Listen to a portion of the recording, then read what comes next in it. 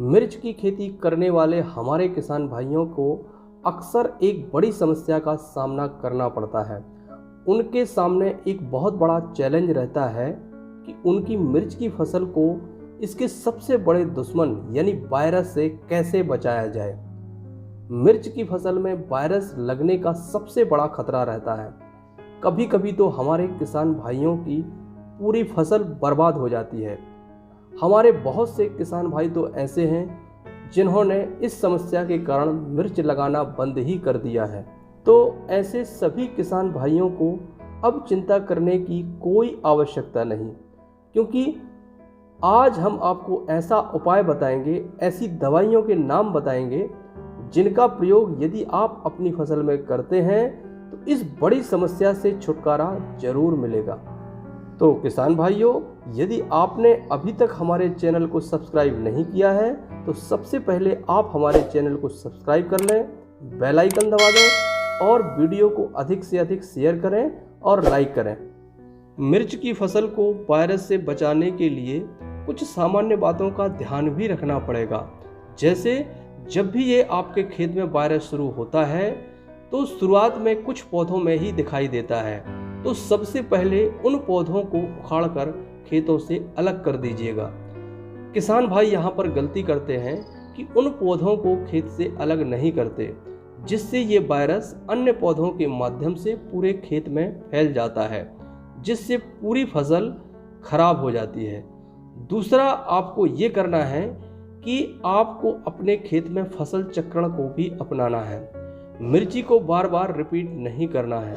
यदि इस साल आपने मिर्ची लगाई है तो अगले 2 साल तक उस खेत में मिर्ची ना लगाएं। लेकिन ऐसा नहीं है कि ये सब करने से आपके खेत में वायरस नहीं आएगा।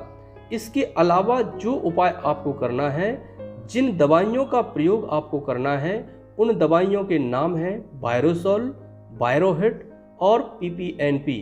ये तीनों ही दवाइयाँ ग्रीन प्लैनेट कंपनी की हैं, जो आपको सामान्य बाजार में उपलब्ध नहीं होंगी। ये आपको ग्रीन प्लैनेट के स्टोर पर ही मिलेंगी। यदि आपके क्षेत्र में ग्रीन प्लैनेट का कोई स्टोर नहीं है तो आप हमें कॉल कर सकते हैं। हमारा नंबर आपको डिस्क्रिप्शन में मिल जाएगा। वैसे तो मिर्च की फसल में वायरस का खतरा नर्सरी से ही आ जाता है, इसलिए हमें नर्सरी से ही इससे बचाने के उपाय कर लेना चाहिए। सबसे पहले आप नर्सरी में ही ग्रीन प्लैनेट के वायरोसॉल को 2 से 3 ml प्रति लीटर पानी में और पीपीएनपी को 1.5 ml प्रति लीटर पानी के साथ मिलाकर स्प्रे कर देना चाहिए। यहाँ पर किसान भाइयों को ध्यान देना है कि यदि आपकी फसल में वायरस का बिल्कुल भी असर नहीं है, तब भी आपको इन दोनों उत्पादों का प्रयोग आपको 10 से 15 दिन के अंदर फसल में करते रहना है। और यदि वायरस आ चुका है और वायरस प्रारंभिक अवस्था में हो तो उस समय आपको इन दोनों उत्पादों का प्रयोग 6 से 7 दिन के अंतराल में करना है। और यदि वायरस आपके खेत में अधिक मात्रा में आ गया है और तेजी से आपकी फसल को नुकसान पहुंचा रहा है तो फिर आपको ग्रीन प्लैनेट के वायरोहिट का प्रयोग करना है। ये वायरोहिट आपकी फसल के वायरस को पूरी तरह से कंट्रोल करता है। वायरोहिट वायरस को तो कंट्रोल करता ही है, साथ में ये वायरस को एक पौधे से दूसरे पौधे तक, एक खेत से दूसरे खेत तक पहुंचाने का मुख्य साधन जो सफ़ेद मक्खी होती है उसका भी पूरी तरह से सफाया करता है।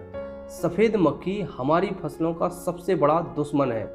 दोस्तों, आज बाज़ार में बहुत से प्रोडक्ट आपको मिल जाएंगे और यदि आप पहले से खेती करते हैं तो आपको पता ही होगा, जब वायरस का खतरा बढ़ता है तो बाजार का कोई प्रोडक्ट काम नहीं करता। तो मैं किसान भाइयों से कहना चाहता हूं कि आप एक बार ग्रीन प्लैनेट के प्रोडक्ट का प्रयोग जरूर करें। मैं पूरा विश्वास दिलाता हूं कि आपको इस बड़ी समस्या से छुटकारा जरूर मिलेगा, आपको अपनी फसल में फ़ायदा जरूर मिलेगा। धन्यवाद।